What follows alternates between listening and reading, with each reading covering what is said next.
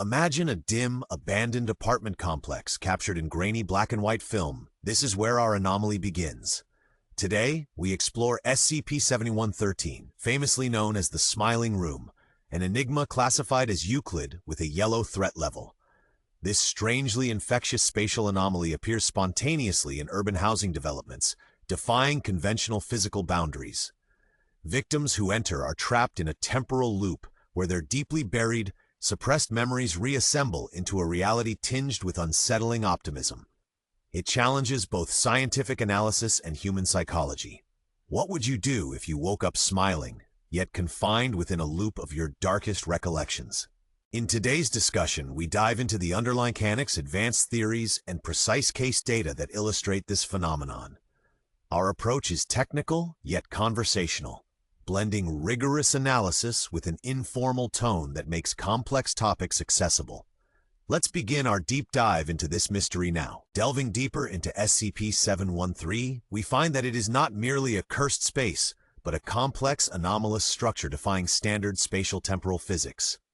This room materializes unpredictably within urban residential settings and produces a disorienting interplay between suppressed memories and conscious emotion.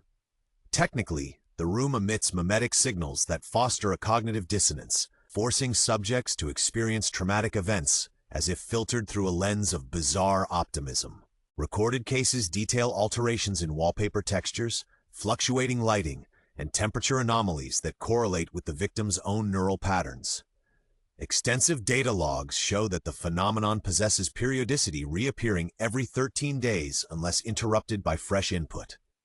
Researchers have compiled rigorous number-driven analyses and digital simulations, confirming that SCP-7113 operates on a quasi-quantum level, where the boundaries between perception and reality blur. Its statistical behavior challenges existing containment protocols and stresses the need for interdisciplinary approaches in resolving its mysteries. One of the most compelling sources of insight comes from direct incident testimonials and recorded surveillance footage.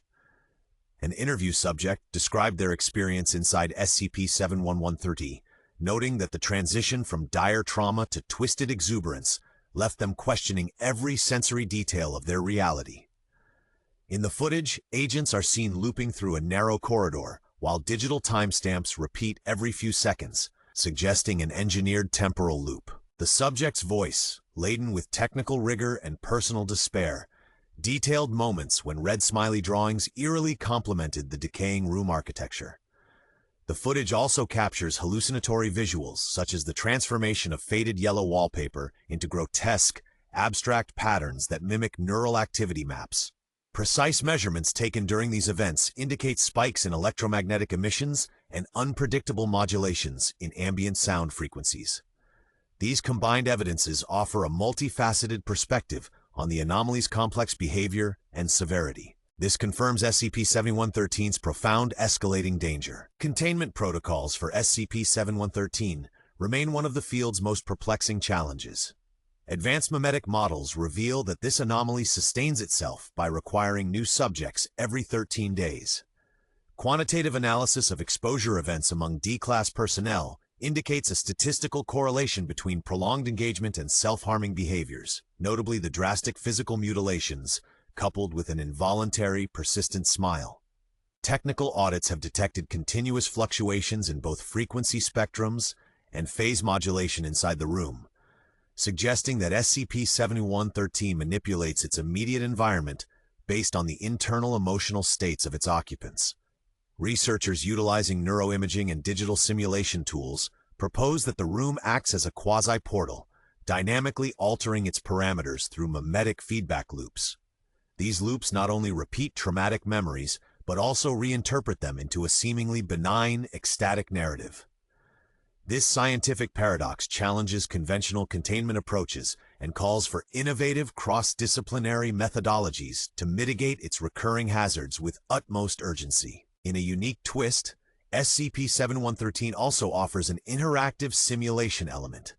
Viewers are presented with three stark choices: seal SCP-7113 permanently, sacrifice D-Class personnel every 13 days, or enter the room themselves. Each option is tied to detailed horror montages, showing inconsistent containment effects including sudden room disappearance, altered digital logs, and even replicated voice patterns resembling your own laughter. These choices are not arbitrary, but are backed by data from previous containment attempts and simulated outcomes. The presentation blurs the line between controlled experiments and unpredictable mimetic influences, forcing us to confront both ethical dilemmas and technical intricacies undeniably.